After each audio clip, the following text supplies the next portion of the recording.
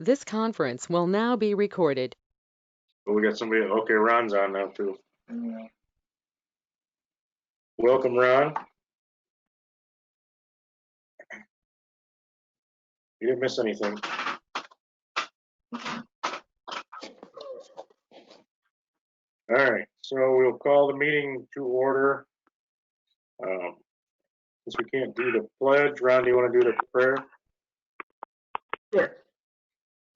Dear Heavenly Father, I ask that you would see us through this year in just a fashion where we can get along well, we can lean on each other, and that the village would do what's in the best interest of the residents. I ask this in your holy and precious name. Amen. Amen. Nice to see you, Ron. Dude, Charles, you're letting your hair grow in a little. Yeah, you're the second person to notice that. I feel like a chia pet. Ron's recording. All right. First item is public comment.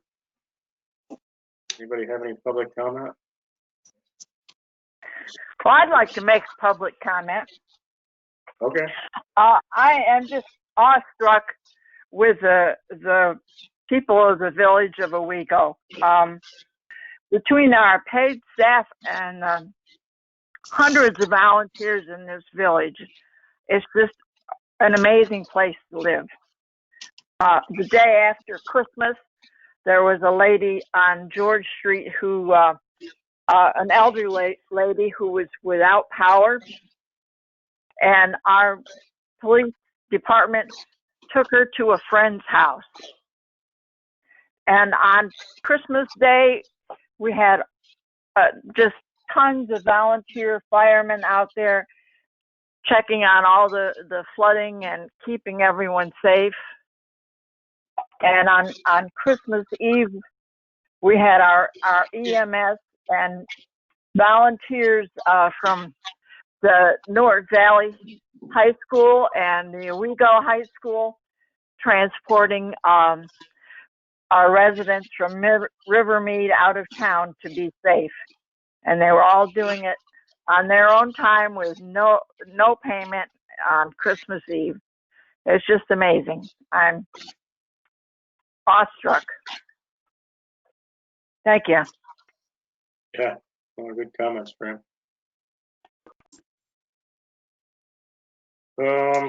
Anybody else public comment? Yeah, you got anything? I just got Nate's email on the bell a little late, so I'm just gathering the data he requested.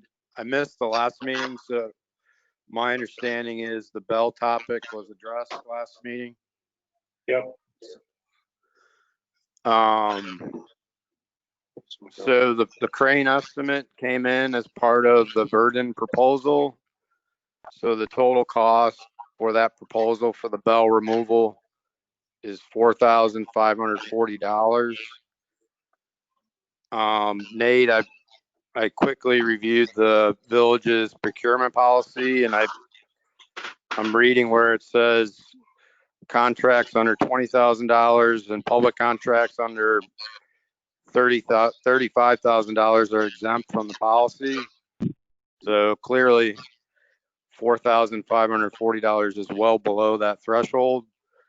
I do have the 3 different proposals that were sent to Jeff and I believe the mayor, so I'm resending them to you. Other than that, I don't know what else you need from us. Yeah, I don't have the policy open in front of me. I think though typically for purchases less than the competitive threshold, but more than a couple $1,000, they require procurement of a couple quotes at least. So it sounds like you've done it. Like you said, you just looked at it. You think that you followed the policy. That's probably good enough. I think it's just for the board to know that it happened. And then the other pieces to make were kind of like I mentioned, that the DRI monies can be used to reimburse the village for this. We just want to make sure that we've met any DRI requirements for the procurement as well prior to finally authorizing it. Gotcha. Is Jeff on? No, not yet. All right. In previous discussions with Jeff, I was under the impression that he was not interested in pursuing DRI money, given the dollar amount was so low. So the DRI angle is new to us, but if there are different or more stringent procurement requirements because of that angle, then I'm happy to try and dig up whatever we need to dig up to make that happen.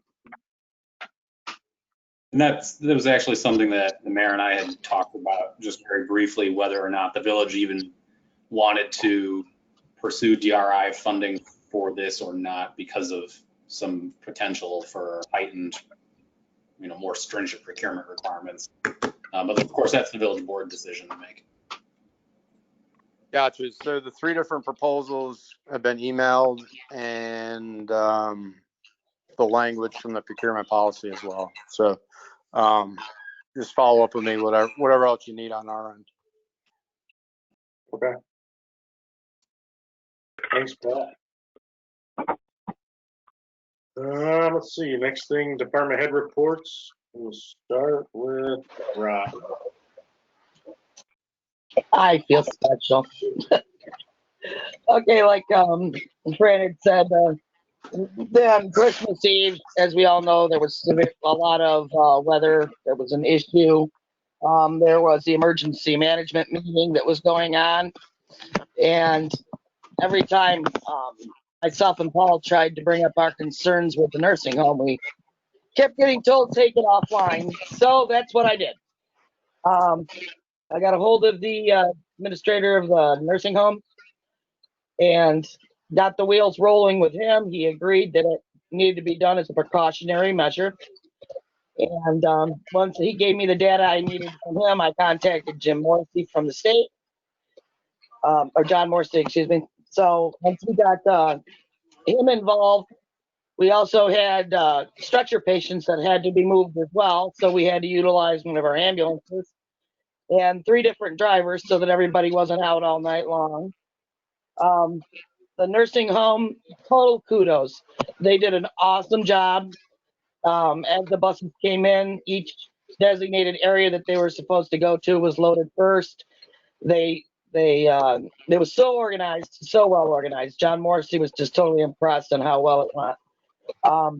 So everybody got moved. Only one little glitch was one patient or one resident was taken to because it was really supposed to go somewhere else, but they had a bed, so it worked out well. Also, we had 135 calls in December. Good news, the loaner ambulance is in the bag. We're waiting the paperwork and all that needs to be rolled into place. The title has to come and then all that that goes along with it after that. But it is in the bag, getting cleaned up and loaded up. And when everything's ready, we can start utilizing it. We also have one EMT that is now a critical care. And we also have one basic that is now a new paramedic with us. She passed her test. We also started the COVID-19 shots for the EMS members. And they're going in different areas. They're not all going to the same location. They have advised that, they were done at different times because of the reactions. Some people might, you don't want to have 2 of your paid staff with the same arm aching where they can't perform their duties like they normally do. So we have done as they told us, which is staggering it. And not all of our EMS personnel are eligible. It all depends on their activeness. And that is according to the regulations that were set forth. They gave us very stringent protocols to follow, and we are not going to divert from it. The fire chief did call and ask me if I could get his members that normally go to men down where they're doing CPR and lift assist, if I could get them in there. And I explained that that's not possible because EMS is on the first round and we have to follow all those criteria to the letter. Otherwise, they can shut down the agency and they can also pull people's tags if they decide to go against the procedures that are in place. That has happened to some agencies, not in our area. So we're being very cautious. Unfortunately, that caused a little upset amongst the firemen that now said they are not going to help us with lift assist or men down because they weren't entitled to the COVID shot, which is not our fault. We have to follow what is given to us in guidelines. There's nothing I can do to change that. So we're trying to soothe the waters and get everybody to understand that it's not our policy, it's the state's. Jim So called me about that too, and maybe there's somebody at the state, I'm not saying you can talk to, but maybe I can try and explain our situation where, you know, we have fire department members who are going on and helping EMS members and on EMS calls, so to see if maybe. yeah, but you're not gonna change it. We can't change it. We can't fight it. Because they have these guidelines in place for a reason, and I've talked to them as well. They come out, sometimes it's not always the same ones that come out. So I understand everybody wants to get the shot to get protected. But everybody also has to remember that it's also a two-shot series. You're not going to be instantly okie dokie after shot number one. You have to go back again in a month for the second one. So it's just building up the immunity. And as long as everybody stays with the precautions that we have been keeping in place, none of us have had any issue.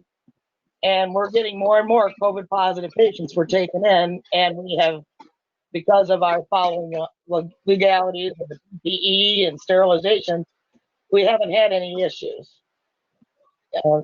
And when it comes time for the fire department side to get their shots, you know, Jim's going to have to set up that. I can't set up Jim's people. Everybody has to do their own entities and organizations. That's the way the policy is in place. If I could help, that'd be one thing, but there's nothing I can do to do it without jeopardizing our agency. I guess that's probably the best news out of all that is that we've not, it's just a fact that the cases are going up. But the fact is that the PPE that we're using and the procedures we're using are working because, so that's probably the best news. I actually did. I lined up everybody after one that was it was an unattended death that was considered COVID. I lined everybody up and sprayed them all down on the sidewalk. I mean, we go to that extent. It may seem like overboard, but I don't care. I was going to protect them. I was going to protect us. So they all just took it. The other issue I think we really need to get on this and stop saying we're just going to look into it, is the insurance for these vehicles. We are under the same insurance as the fire department vehicles. We have a lot less cost in our equipment than the fire department does, which means the insurance would be a lot lower for EMS if we were not categorized underneath the fire equipment. So I don't know who we need to talk to the insurance company to get that changed. Yeah, that's the partners. Well, it used to be the partners. It's Smith Brothers now. But we can talk to them and see if we can split that out or how that'll, you know, if it affects anything, I guess. I know not on the agenda, but on the agenda, we got to talk about flood insurance tonight anyway, so probably a good time to look at all that. So who is going to talk with the broker about it? Yeah, usually Rod does. I talked about the flood insurance. Does he have a listing of the EMS equipment? We do. Well, we have what's on the policy now. I mean. Well, there are 2 ambulances on that should not even be on there. We send you guys a list that you're supposed to fill out and tell us what you got. How do we know it? send you a list. We've only got a flight car, that's it. What do you got? That's all we got. Right now, you should have Just the 3 ambulances. and then soon the lower ambulance probably. So. Yeah. But still at that point, we're still considered 3 ambulances and 1 flight car. All right, yeah. Who owns the fire Squad. You got more than 2. Right. 2 plus the flight. Send us an email with exactly what you have, and I will send that out to the insurance company. Okay. I need the make, model, and year, basically. That's about it. Well, yeah, because they can find the VIN number. Yeah. They've got the VIN numbers. We just got to sort out which ones we've jumped. Okay. Yeah, the graveyard doesn't need to profit from us all. We don't need to insure them in the junkyard. Well, yeah. All right. That's pretty much all I got. All right. Anybody have anything for Robin?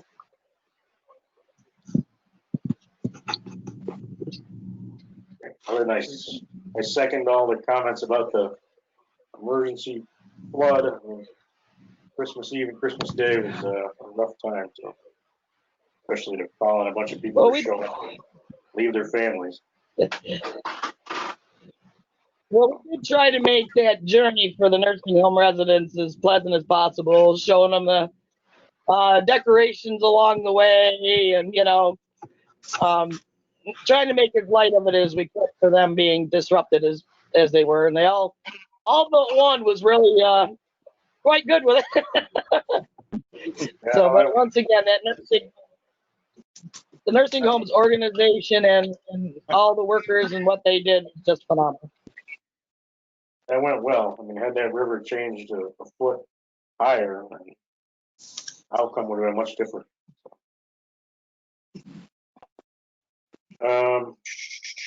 Let's see, Tracy, is the only other one on. I just want to let everybody know that with the flooding conditions that we did have and stuff, we did lose access to the plant for a day with pickups and such. But the crew that had to get in was able to get in with the loader and drive in through the water and ice because there was approximately 3 foot of water in the driveway. But we didn't sustain any damage or anything, so that was good. As far as the phase 2 goes, we were able to press some sludge last week, some of our first class A sludge. Went okay. We are getting some new polymer, some new chemical in to try, hoping we can get a little better results than we got last week. They're coming in this week, and the chemical company personnel are coming in to assist us with that and stuff, and see if we can get a better % solids out of what we're pressing. Other than that, that's really everything I have. Okay. We didn't, as far as the flood goes, no buildings or anything like that were affected, right? Right. Yeah, it just come up into the fence area, but nothing got into any buildings or anything like that, and nothing was affected. That's good. Like you say, another foot or whatever that they were first predicting, that would have been a different story. So we were grateful that it backed off, ended up getting colder quicker, I think is what caused it. So that was a good thing. Yeah. Lucky that we fell on this one, not the other way around like the snow. All right, let's see, Charles, you got anything for Jeff? Like he sent his report. Basically, he was. Yeah. I was gonna go over his report during my trustee's report, but yeah, I guess he's been cleaning out the drains on East Avenue, Mountain Road, and everything, and snow plowed the Evergreen Cemetery, picked the snow off the Forsyth Street, Prospect Street. repaired the heater box on truck 35, picked up snow on Temple Street and Central Ave, and Christmas tree pickup. So if everybody got to put their Christmas trees out, they will be picked up. Picked up snow from Wego Fire Department alleyway. I know it accumulates in between there pretty well. Repaired the snow blower on the tractor. Definitely needed. Cleaned and washed the salt spreader on truck number 55. Attend the flood prep meetings at the OPD and OFD. Removal of snow from the sidewalks and municipal parking lots. Property maintenance at the Forever Green is still ongoing. Measure DSNY cutouts ongoing. Repair DPW equipment. Pothole patching is ongoing. I don't know how they can do that in the wintertime. It's just hard to keep up with. Just wait for the snow to fill the hole. Cleaning the drains. Planning and zoning meetings are scheduled, and the OHPC meetings are scheduled. That's about it. That's what he wrote in his report. I just read that off verbatim. I haven't heard anything from Scott, so that's all I got to say about that. Okay. Yeah, no, DPW was great with the latest weather we had. And you need to be commended also for keeping everybody up to date. They've been calling me every the flood and the snow. I mean, he was on point. I screwed up a couple of them, but you know, whatever. That's okay. Swept that under the rug. Really. Only off by a couple inches. Rusty's not here. I haven't heard from Joe, so I assume he doesn't have anything. And the same Jim fire department was, I think their main concern was just the COVID shots, but we'll figure out an answer for them. Just discussing. All right, so Rodney wants us for his report to discuss the flood insurance. So we got flood insurance renewal bills for the fire station, central station. It is $28,000. For DPW, it's $25,000. For 178 Main Street, it's $3,200.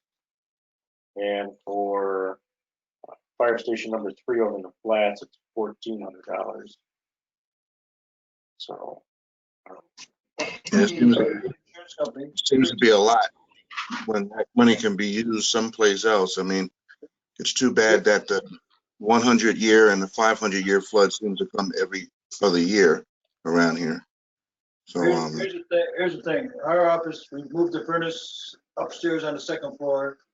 Only thing we have in the cellar is a hot water heater.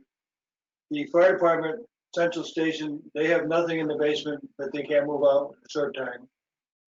DPW, we're gonna vacate that building in 6-8 months anyhow. and their utilities are up. And their utilities are up. Like when I talked to the insurance guy, he's gonna just check and make sure we don't have any jeopardy with FEMA if we happen to drop out. And we could put the money that maybe we'll give to them, put it, make our own little reserve fund for these side emergencies so we can fix these things ourselves. But he said a lot of people are dropping out. When we started, this whole thing was probably, all these policies were 2,000 or 3,000. And in 10 years now, they've gone from 2,000 to 25,000. Half these buildings aren't worth that.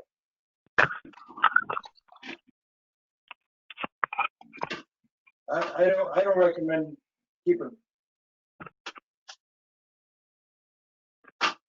What's our deductible on those? I mean, just offhand. $2,000. What did we pay last year for flood insurance? Those numbers, basically. Pretty close to those, but not quite as high.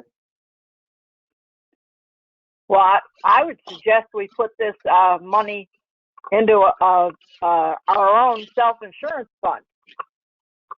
Well, yeah, That's what I was thinking, because, yeah, you're talking 60,000 a year probably. Yeah, put it into a CD or whatever. yeah, like a reserve fund, so it's sitting there. If you did that a couple, 2 or 3 years, you'll have $100-some thousand for rainy day. Like a self-insurance. Literally. I mean, 25,000 for the DPW building, really, what's down there? It's not much. I mean, as long as you move all the equipment out, what are you gonna be out? You're gonna hose the building out and put the equipment back in it. Right, you might have to put some sheetrock in here and there, but not $25,000. And Jeff agrees with that also. And I think Jim Morris is agreeable about the fire station not to pay that kind of price. And the insurance guy said a lot of companies are doing the same thing. It's like they're overpriced out of the market now. If you had a house, you couldn't pay $25,000 insurance on your house for that. Rod, Yeah. Rod, have we looked into taking the deductibles up to, on that $25,000 policy, take the deductible up to $25,000? Can we do that? I asked them to give me some deductible prices. They did, but they weren't that big of a deal. Yeah. But we'll check into that more. I mean, we've got another month or so yet. But Yeah. Do you think that's a good price to pay, like, for DPW, 25,000 for flood insurance? No, it's outrageous, but That's what I'm saying. 5,000, maybe 6,000, maybe, but 25,000 Every year. every year, yeah. yeah. I always thought that the selling insurance was the biggest racket in the boardroom. So I do agree that if we back out of that, Okay, well, we'll do some more research. We'll make sure that we're not in any jeopardy as far as like having to pay back anything. And then at the next meeting, I'll tell you what we've come up with. Yeah, these policies are set to expire February. It's on here. 16. Yeah, early February. Next meeting. So we'll have an update on this next meeting. We'll be able to decide something. I would keep it on 90 Temple Street because they seem to get some water, groundwater. I don't know what, that building's just a little different. I'll try to send you guys a copy of all the ones I've got, and then we'll decide next meeting. Can you guys check and make sure that as part of the DRI, our municipal buildings, as part of that project, don't need to carry the flood insurance as part of the, part of that? Yeah. Okay, Yeah, that's part of the research on it. thanks. and if push come to shove, Mike, we could always park the fire trucks on our block. Yeah, don't flood on our block. They've up in the houses with them. They were stuck on our block last flood. Yeah. Put them on Prospect Street. Yeah. All right, so that was that. Next thing is payment of bills. Did anybody get the payment of bills? Because Cindy didn't know how to run the report, but No, we I didn't went get through with it. I did have a question though about the payment of bills. What is the BCA total on there for this one? So I'm curious if that's part of the 20 or 37,000 they're looking for. That's a good question. I don't have it here in front of me because I know December 7th, we paid them almost $8,000, but I didn't know where that fell in because we really don't have any guidance on what they're looking for us to pay for. Have everything. yeah, that whole thing with them is Maybe Tracy would know about that. Tracy, do you have any insight? I know Kim is out for the last couple of weeks. She had surgery, so Yeah, she's the one who usually knows all those numbers. I haven't seen any reports, Mike, on any of that stuff, so. Yeah, I haven't either. Well, if we don't have a complete report, I think we need to table it till the next meeting. We can do that. well, I was just curious what BCA is being paid out for the payment of bills today. I just don't have a copy of the report in front of me. Neither do I, because Cindy couldn't print it out. Well, that's not helpful. I know. We can pull out the checks. Kim usually puts it out. Yeah, we can do that. Just hang on a second. Hold on one second. Rod could probably find it here. Because we got all the invoices and the checks. I mean, I know we're gonna have to come through on that RPR at some point. I just don't want to double pay for anything extra. I agree. It's just running the report, which nobody seems to know how to do. Besides Kim, so we got better training on that, lesson learned. Yeah. There's everything. All right, here is BCA. We got $12,306 or $12,236.50.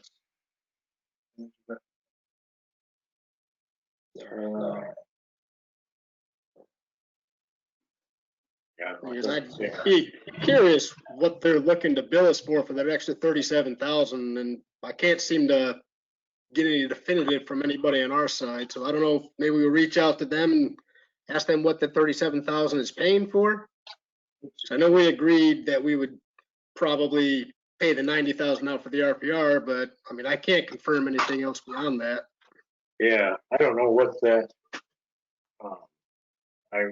We agreed to the 90,000. I don't know what the extra amount that they're looking for is for. I mean, correct me if I'm wrong, Nate. It was something about paying us up to date at the time of the agreement, but I don't know what that all involved. Right, and that's the numbers we need confirmation on, and I think with Kim being out, it's putting a crimp in your ability to say. Just pass the bills. We'll hold this one aside to go. We'll just hold it. So we can do that. Yeah. We could pass them aside from the BCA bill. Yeah. Until we figure out their numbers. Well, I don't know if we Well, need the other insight thing- from them as to what there are. I mean, because I have no idea what they're billing us for. Tracy Right. asked for invoices, but they told them they had to all go through the lawyer. Right. Yeah, and this has a reference on it, but it's just a number. I can't tell you what it's for. That's just, I have no idea about their invoicing. Well, and so they just sent an invoice, but told you they weren't going to provide any backup. Go through the lawyer. No, we have an invoice to back this up. I got to pull that someplace else.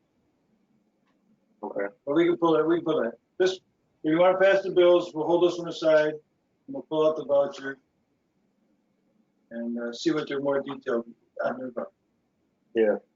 Just to see if it applies to that extra amount that they're trying to bill us for again.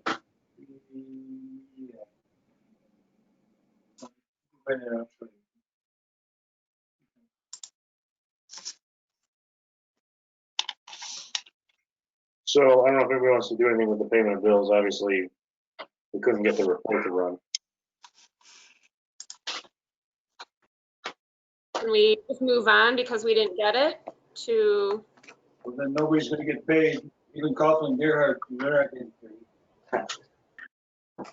Well, what needs to be approved? Well, Ron can explain it, but if we don't approve the payment of bills, then we can't send out these checks. Can't send out the checks to like Nice Egg and Suez. Well, how can we approve what we don't know? Okay, let's not do it then. That's fine. That's fine. We'll do it in a couple weeks. All right, so we will table that until the next meeting. Will we incur any penalties with NICEAG or anybody of that sort? Probably not in 2 weeks. Probably we will, but that's okay. Yep, that's fine. We might be having a meeting before 2 weeks anyway. If we figure out these numbers with BCA.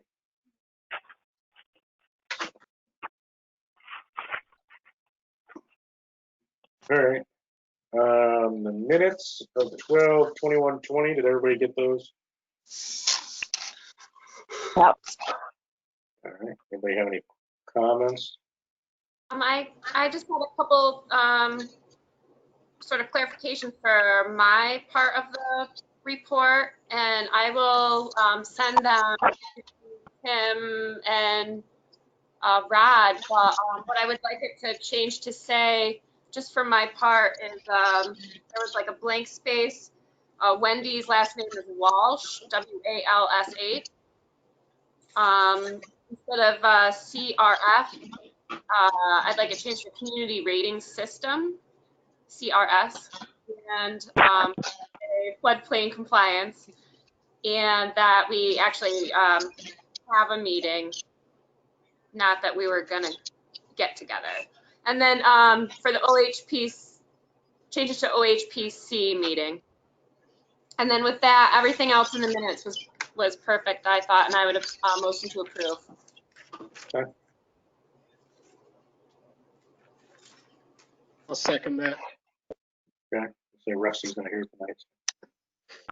All right, anybody else about the minutes? We'll vote on those. Charles? Yes. Laura? Yes. Fran? Yes. Ron? Yes. Ed? Yes. And yes. Okay, next thing is liquor license, Wine Bar Lake Street. This is a liquor license for a wine bar at 34 Lake Street. This is a new bar that's opening up. Yeah, it's an informational item only. They have to give it to us before they can apply for the license. Right, I think we have a option to protest it or something like that, right? I guess this is just information if anybody feels that they shouldn't have it, we can file a protest for it. It's, who's the owner? Elizabeth, oh God, I'm gonna screw this up. Cordera? Hey, Rod can figure it out better. Joseph Rivera. Rivera.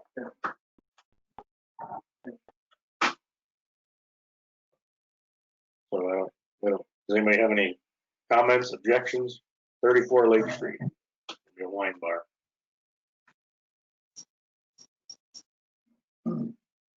This is like a new application, not the Tioga Trails place Correct. address. Okay. Scovira's building. Yep. Okay. All right, next item is increase the budget of the fire department. It's not on the agenda. So $147,619.05. That is the amount of money that we received from the SCBA Air Pack grant. So this is just to put the money in the budget so that we can pay it back out, which was the other thing the chief was asking me about, was when we're going to pay that bill.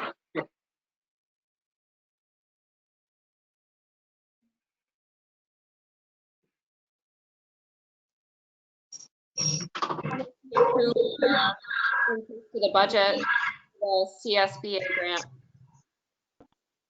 I'll second that. Okay. Any discussion on that? This is just an accountant thing, so comptroller doesn't get after us. Vote on that, Charles? Yes. Laura? Yes. Fran? Yes. Ron? Yes. Ed? Yes. And yes. All right, I see Jeff joined us. Jeff, you got anything for us? Tell all the guys thanks for all the work they've been doing. I'll do that. Do you I have don't any, have anything. A smiling face. Jeff, do you have any opinions about the flood insurance situation? We had discussed that. Maybe, is it okay to revisit that for a minute? Yeah. Tell them how much it was. So DPW flood insurance was, or is gonna be, $24,845 a year.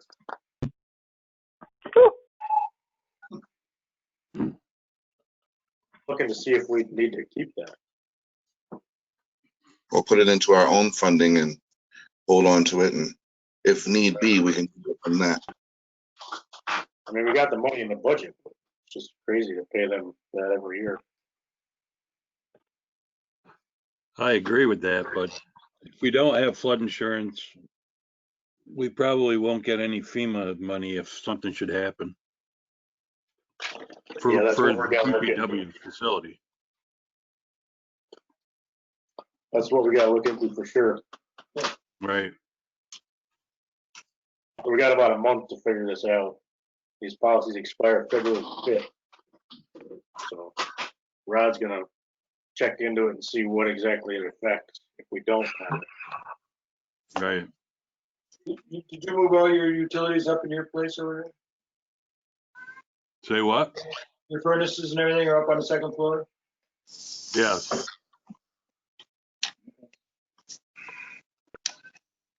And if the garage floods, is that a big deal?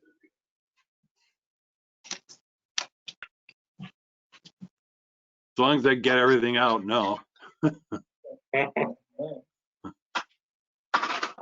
You know, 2011, all the little stuff that we didn't get out. I mean, I got all the big stuff out, but all the little stuff that I didn't get out came to about $120,000. Yeah, which your contents are at 100,000. Yeah. So, I don't know. I mean, in the 28 years I've been around, there's only been water in there once, and that was 2011. Right.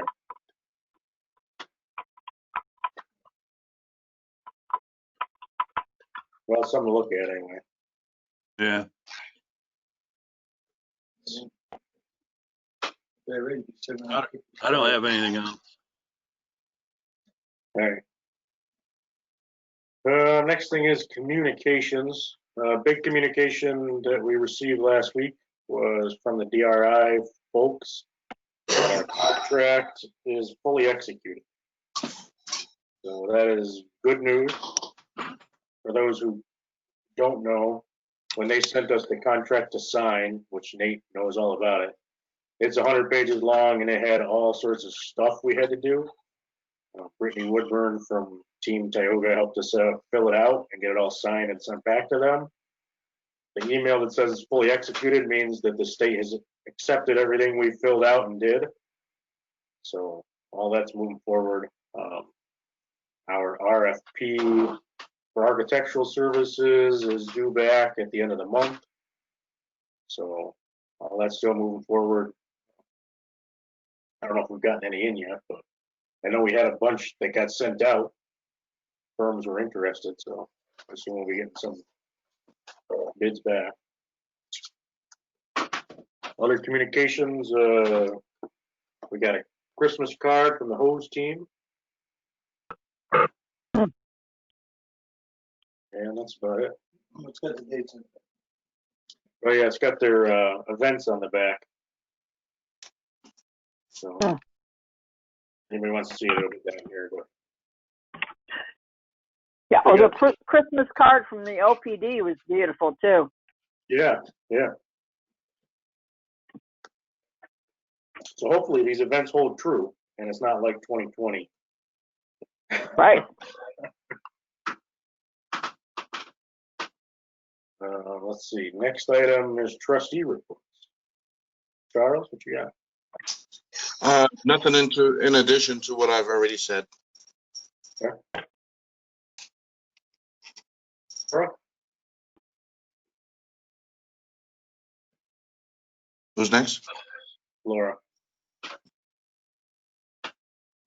Hey, so there's a planning board meeting. It's Thursday night at 6 o'clock. There's one item on the agenda. It's a sign variance. I thought it was Wednesday. What's that? I thought it was Wednesday. Yeah, Wednesday the 6th at 6 p.m. Yeah. Okay. Okay.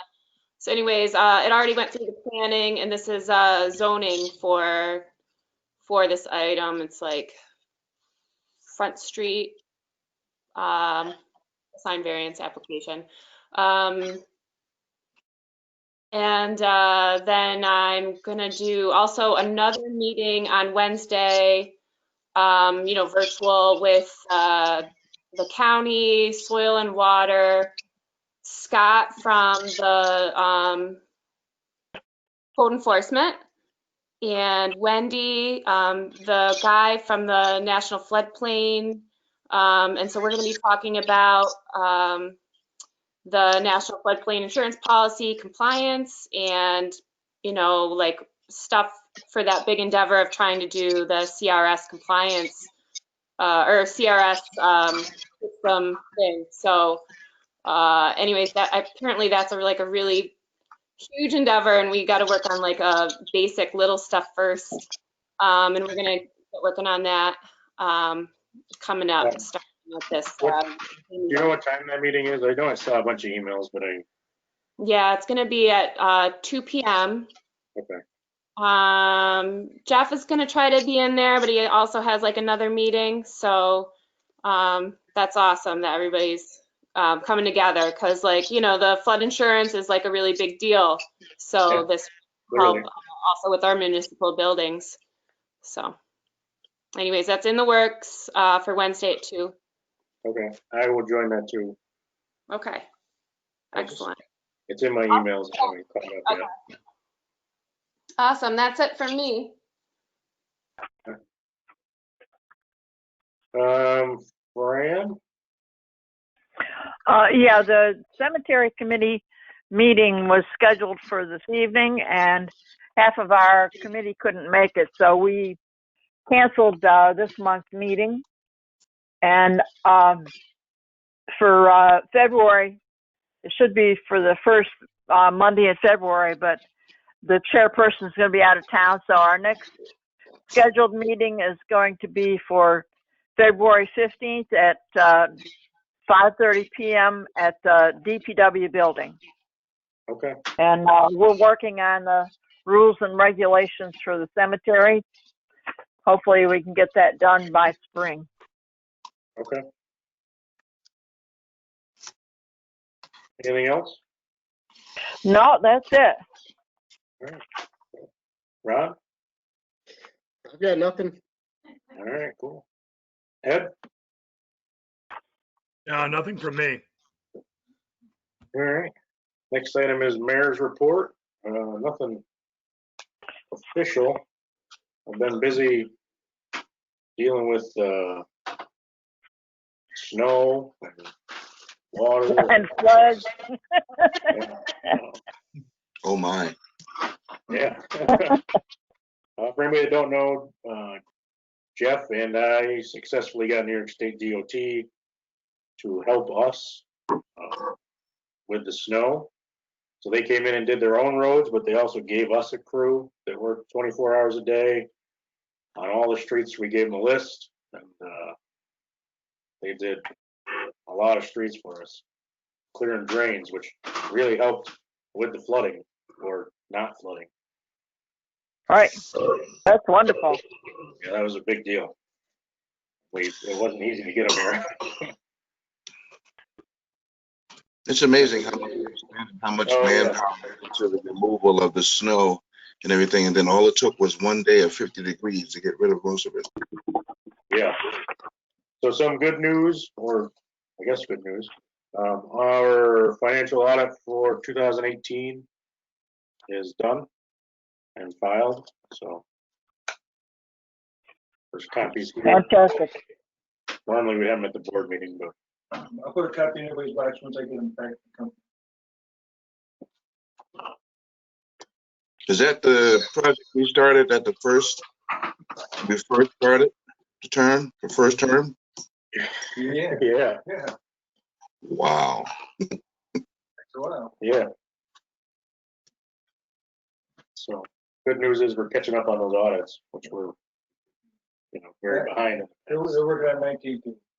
Right.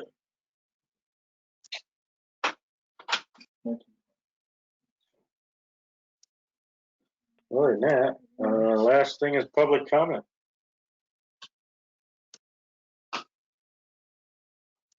My public comment is congratulations to Nate, his wife, early. because he's gonna have a baby probably later or tomorrow.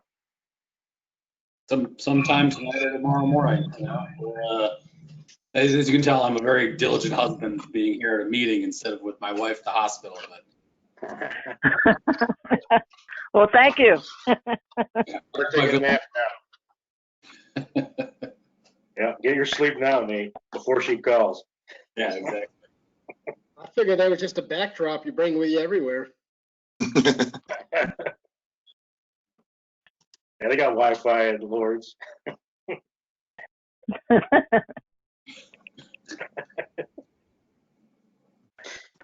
All right. Everybody else doesn't have anything. We'll do a motion to adjourn. I second that. Yeah. Have a good night, everybody. Yeah, good night. Everybody continue to stay safe. Yeah, stay safe out there. Good night, everybody. Hey, guys. Yep.